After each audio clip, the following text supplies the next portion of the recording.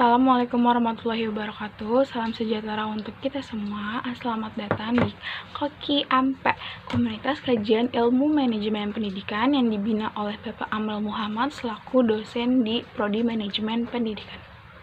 Perkenalkan, nama saya Dinda Restu Kurniawati, mahasiswi Manajemen Pendidikan 2020B di Universitas Negeri Jakarta. Pada kesempatan kali ini saya akan menjelaskan materi tentang pengembangan produk. Apa sih itu pengembangan produk? Jadi pengembangan produk itu adalah suatu proses penemuan ide untuk barang dan jasa yang termasuk mengubah, menambah, atau merumuskan kembali ke sebagian dari sifat-sifat yang pokoknya sudah ada dalam segi corak, merek, dan kuantitas. Selanjutnya, pengembangan produk ini dilaksanakan dengan tujuan untuk melayani pasar yang telah ada sekarang dengan lebih meningkatkan penjualan, memenuhi usaha, menemukan barang baru yang lebih baik, serta melaksanakan aktivitas dari teknik penelitian, perekayasaan, dan perencanaan produk. Selanjutnya, apa aja sih yang harus dilakukan dalam perusahaan di pengembangan produk ini? Yang pertama itu mempertahankan posisi pangsa pasar, yaitu market share, yang dimana dia mencapai tujuan perusahaan tersebut diperlukan strategi memperkenalkan produk baru atau memperbarui produk yang sudah ada. Yang kedua itu dia mengembangkan lebih lanjut posisinya nih perusahaan sebagai inovator, sehingga untuk mencapai tujuan ini perusahaan menjalankan strategi perkenalan produk yang benar-benar baru, tidak hanya mengembangkan dari produk yang sudah ada. Yang ketiga, dia itu memperoleh laba yang diinginkan melalui volume penjualan yang ditingkatkan. Suatu perusahaan harus memperbaiki maupun menambah produk-produk yang dihasilkan berdasarkan atas dua fungsi dasar, yaitu pemasaran dan inovasi baru. Selanjutnya, ini ada karakteristik pengembangan produk.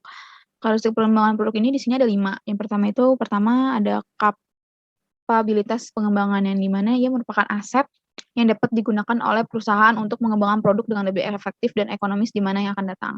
Yang kedua itu di biaya produk, yaitu biaya ini tuh untuk modal peralatan dan alat bantu serta biaya produk setiap unitnya, yang dimana produk itu menentukan berapa besar laba yang dihasilkan oleh perusahaan pada volume penjualan dan harga penjualan tertentu. Dan yang ketiga itu ada waktu pengembangan produk, yang dimana ia menentukan kemampuan perusahaan dalam berkompetisi, menunjukkan daya tanggap perusahaan terhadap perubahan teknologi, dan pada akhirnya akan menentukan kecepatan perusahaan untuk menerima pengembangan ekonomis dari usaha yang dilakukan dalam tim pengembangan. Yang keempat itu ada biaya pengembangan, yang dimana biaya ini harus dilakukan dikeluarkan perusahaan untuk mengembangkan produk, yaitu yang dibutuhkan untuk mencapai profit.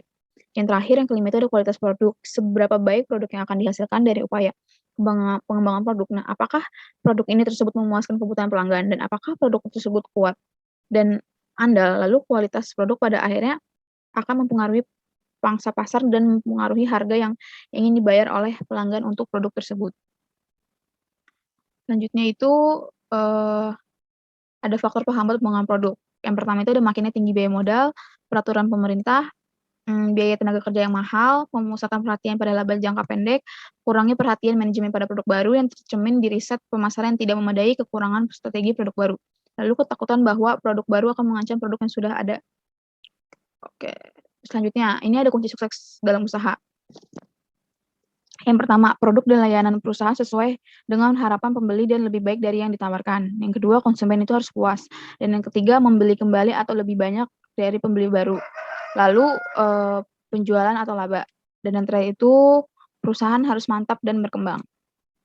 Lalu di sini ada tahapan dalam pengembangan produk, yaitu pertama itu ada ide, yang dimana dia itu harus cari sumber dari ekonomi, politik, demografi, dan sebagainya. Kedua itu ada syarat pasar, yang dimana peningkatan yang diperlukan untuk memuaskan konsumen. Lalu yang ketiga itu ada spesifikasi fungsional, yang dimana bagaimana cara kerja produk tersebut. Dan yang keempat adalah spesifikasi produk, itu dia menanyakan bagaimana produk yang akan dibuat. Lalu yang kelima itu ada review design, yang ditanya bagaimana produk akan dibuat secara ekonomis dan kualitas. Lalu yang keenam itu ada uji pasar, apakah produk itu memenuhi kegiatan pasar atau tidak. Lalu yang ketujuh itu ada pengenalan produk, yang mana produk itu diantar ke konsumen. Dan yang ke-8 itu ada evaluasi, yang dimana tahap terakhir yaitu berhasil atau tidak. Lalu ini ada 3 kategori produk baru. Yang pertama itu ada produk yang benar-benar inovatif dan unik. Yang kedua ada produk pengganti yang benar-benar berbeda dari produk yang sudah ada. Dan yang ketiga itu produk imitasi. Sekian dari materi yang sudah saya jelaskan, kurang lebih mohon maaf. Wassalamualaikum warahmatullahi wabarakatuh.